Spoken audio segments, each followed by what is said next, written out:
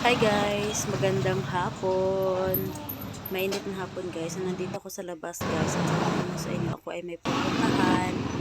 Ako ay naglalakad na papunta sa aking pupuntahan. At ito ang pinakaayaw ko sa lahat guys. Yung magtawid-tawid kasi kahit medyo matagal na ako dito sa Manila. Takot pa rin akong tumawid. Oh my God. So nandito na tayo sa loob.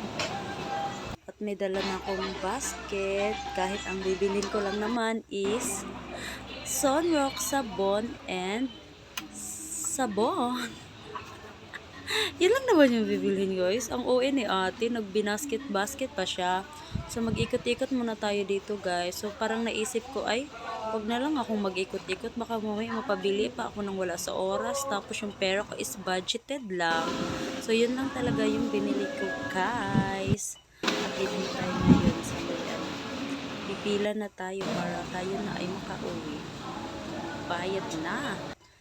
Huwag lang magpatumpik-tumpik pa. So, after ko magbayad, guys, hindi na naman ako. Lakad na naman si Inday.